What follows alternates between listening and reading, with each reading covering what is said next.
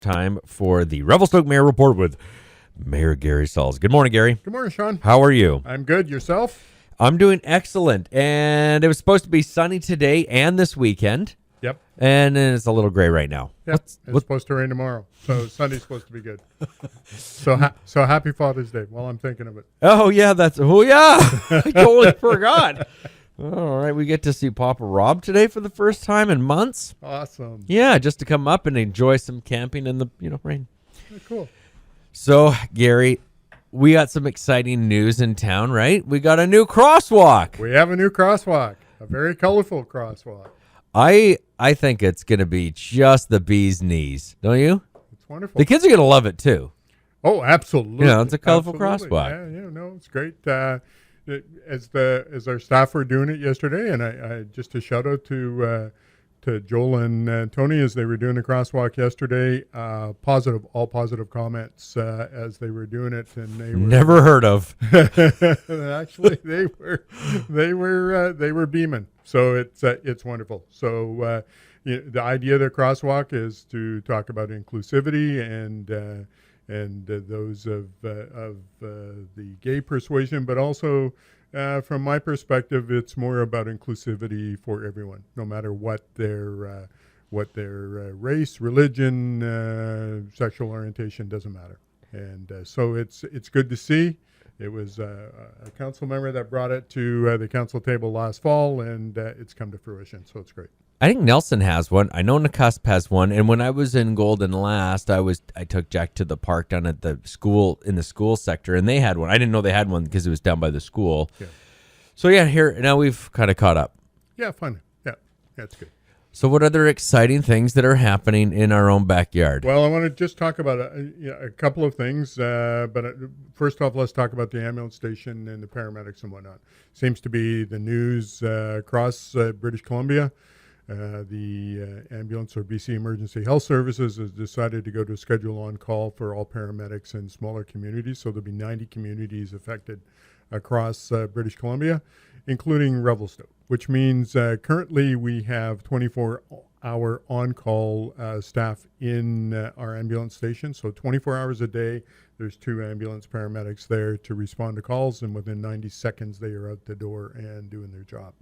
If we go to the 24-hour or the on-call, we'll only have paramedics in the hall 8 hours a day.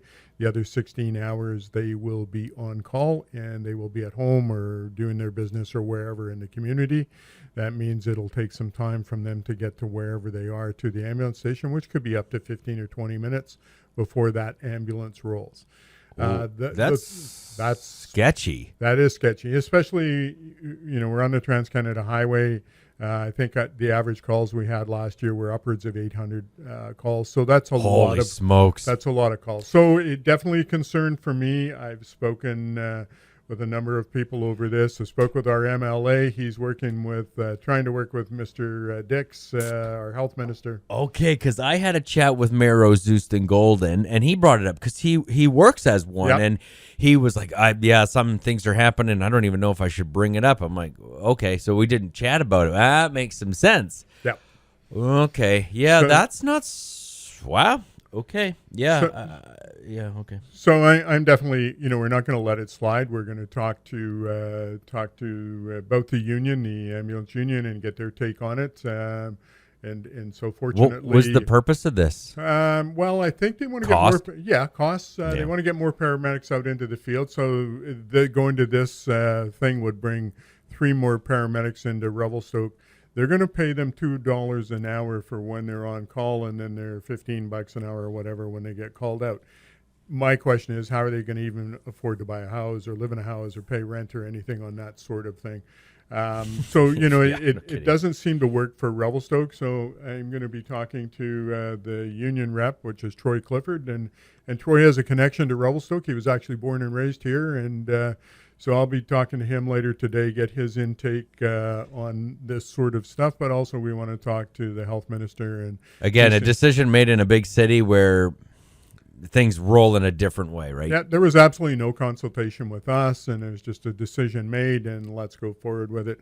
I see it working in smaller communities where it's going to be a little better for them. It's not going to work here. So we want to see if we can nip this in the bud. Man, if someone's in cardiac arrest, that's bad. I mean, this whole thing, that's bad. Yeah, and so it's like downloading onto Revelstoke, because our first responders will be our fire rescue people, which will be going out. They'll wear them out. Yeah, and so we're really concerned about this, but this is a thing that we'll talk more about as we move forward, and just see what we can do with the government. Wow. Okay. Thank you.